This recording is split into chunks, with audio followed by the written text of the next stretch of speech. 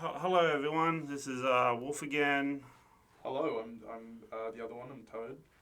Here for another podcast. Just this time, I think it might be worth talking about these new hate speech laws that have just come through very suddenly, and we just sat together, watched a video on it from what's his name again? Did you remember? No, I don't remember it, but he was a lawyer guy on YouTube who explained stuff in plain English, right? Yeah. For us non-orators. Yeah. I think his name was Chris, but if I'm getting your name wrong, I apologise. I'm going to put your video in the description. James.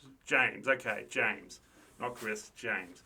James, who was a former prosecutor, former cop, so he knows his way around the laws, and he has some concerns. But anyway, like we just watched it. What are your thoughts, Toad? What are my thoughts?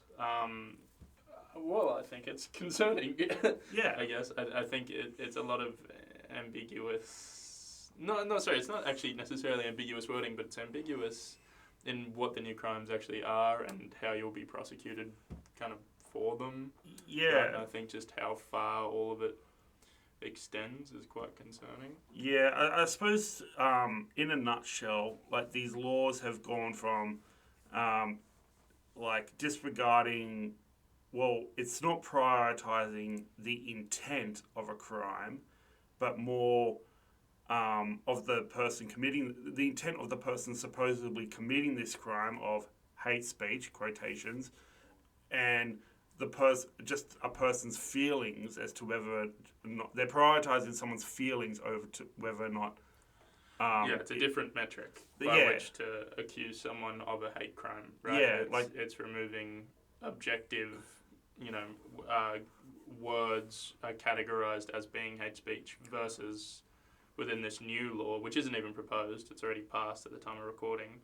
It's just that someone's belief that you had the intent to make hate speech, right? That what you were saying was hate speech regardless of its content. So in other words, how they felt about it. It feels like a person's feelings is the determiner as to whether or not a crime is being committed, not whether that person intended to commit a crime. That's what it seems to be. Which is concerning because it's like, how do you then not break the law? Right? Yeah. It's not necessarily up to you. And this doesn't apply to just like a protest or neo-Nazi groups or like some sort of like organization. It can apply to anyone. Like it can apply to like online chat, and it's like the kind of implications on an organizational basis were quite scary. How but I mean, obviously not pro hate speech, but just kind of what could be classed as hate speech. Like definitely not attempting to offend or upset anyone, but that doesn't kind of matter, and then that is all escalatable now by HR, who would then be obligated to kind of report you to the police as well. It's all it's pretty scary. Yeah, and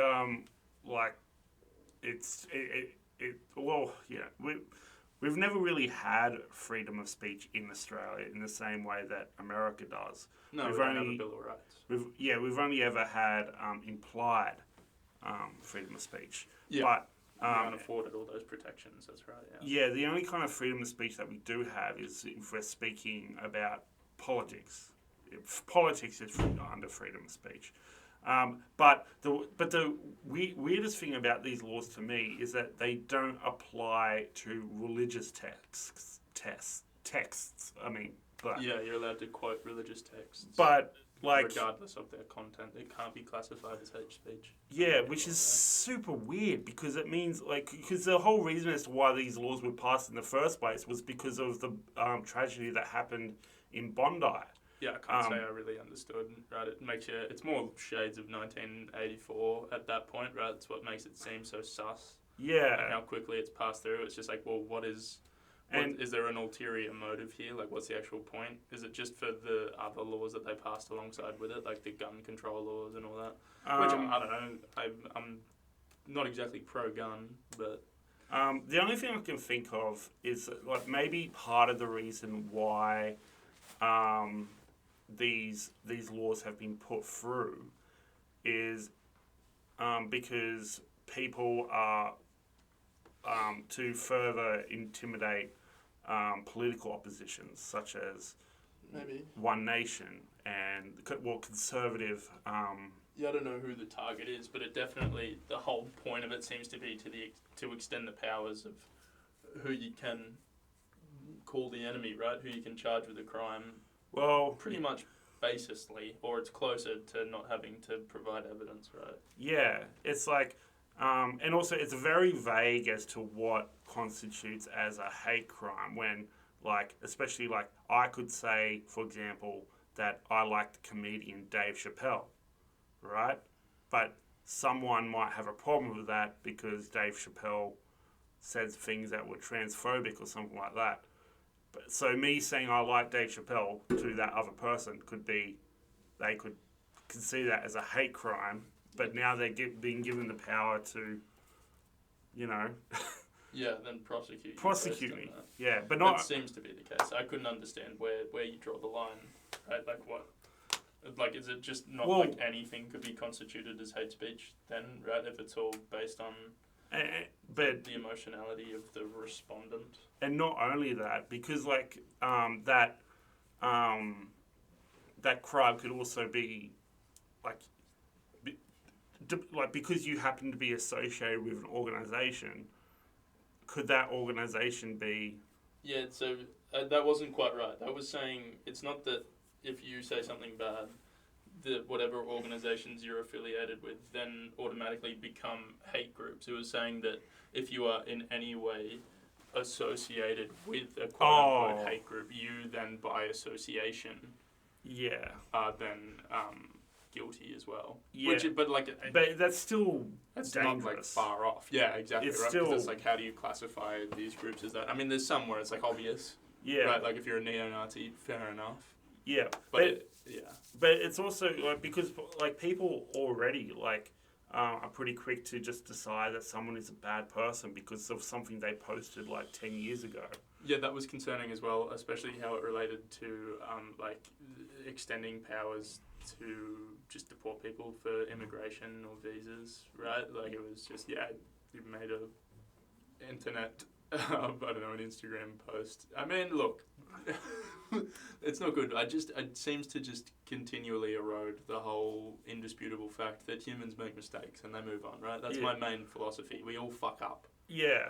At points, right? And I feel that, certain things you can be redeemed for, specifically social media posts, all right? If I look back at the shit I was posting on Facebook when I was 12, I should be kicked out of the country. You know what I mean? And it's not because it's racist, it's just cringe. Yeah. Right? No one was up at 3 a.m, man. No one wanted to hang out. Anyway. Yeah, well, fair enough. Like, I've been there. That's, it's a lonely time at 3 a.m. But, That's right. Yeah, and also, like, as far as immigration is concerned, it's really tough on potential migrants because, someone who's already, like, in the country, like, as a citizen, that citizenship can be revoked. Yeah. Yep. Just because of something they said, like, I don't know. Because of a mistake. But, I don't know, like, I feel like, and I'm sorry, like, I know people are tired of the freedom of speech argument and all that sort of stuff, but the reason why freedom of speech is important is because it opens the floodgates for things like malicious prosecution. Like, people can be just unfairly targeted. Like, someone could say that I'm a hateful person, not because I am a hateful person, but so they can justify hurting me in some way. And I think that touches on the real, well, in my opinion, the real important issue. All of this is that it's important to be able to talk about these difficult topics, right? It's important that you can discuss pretty much any issue, right, without fear of, prosecution. Yeah, and it's just also, like, I don't know, like, as James said in the video, this creates a chilling effect. And people stops people talking about things. it starts like people were already afraid before, but like now they have even more reason to be afraid because they can potentially be legally persecuted for. And that is super concerning. It is concerning because I don't know, like, yeah. So the next time someone wants to debate me online about sensitive stuff, like I'm going to be pretty hesitant to participate in that. So, I feel like we've got to be careful what we're saying in this podcast because maybe this podcast could be potentially upset someone. Well, I mean, look, you're also, to a certain extent, like, you can't worry about every single thing that every person thinks about you. There's always going to be people that hate you, right? Unless you get nothing done. But yeah, you don't want to upset people. Yeah, like at the end of the day, like you can't please everyone, but are you going to be legally persecuted for the demographic of from the demographic of people that are not happy with you? Because This seems to be extending the powers of that. Yes. Yes. So I don't know. Like yeah, I don't know either. But anyway, like we're probably not articulating this as well as James did. I highly recommend you watch his video. And yeah, I think at this point, awareness is good. But the thing to remember is that like these laws have already been passed. Like these laws are in effect now, and they came through lightning fast. We had, as the public had 48 hours to try and dispute these, which means like these laws have been passed before most people were even aware that they existed in the first place. And like, look, I don't consider myself conservative. Like I would never support people like One Nation or the Nationals or Liberal. I've always voted Labor or Greens or whatever. Like personally, I mean, but even someone that me personally, I look up to Friendly Geordies quite a bit, and he's a pretty strong advocate for Labor, and even he is saying like, yeah, these laws are a bit, how you going, like he's not a fan, and I feel like that's a very telling indication that maybe we should be taking these a little bit more seriously than we are because. It feels like if people are being beaten into submission through fear about what they believe, it doesn't stop them from believing what they believe. It just it makes them do it instead. And it can cause a dangerous counter reaction. Because if an election was happening tomorrow, I can kind of understand why people would vote for One Nation or the Nationals or whatever, because. Yeah, they feel like they're the less scary options when it comes to freedom of freedom of speech. It's not that I, you know what I mean. I do know what you mean, and I worry how much laws like this actually kind of more so serve to drive a wedge between people, right? How much more they just highlight this perspective that there are differences between people and we can't all cohabitate and get along, and it's just not helping anything, right? But that's also easy for me to say as not a member of any kind of marginalised group, really. But I don't know, like it feels like it just backs people more into a corner, right? Yeah, it kind of does, and in my opinion, at the end of the day, like it does inevitably create more of the problem that you're trying to. Honestly, it lulls people into an action because it's just like, fuck, why risk putting your own 2 cents out there? Why risk having an opinion, right? Because of the fear that someone will just use it against you. Yeah. Anyway, but for the foreseeable future, I'm gonna try and steer clear of these discussions. Not discussions about freedom of speech, but just.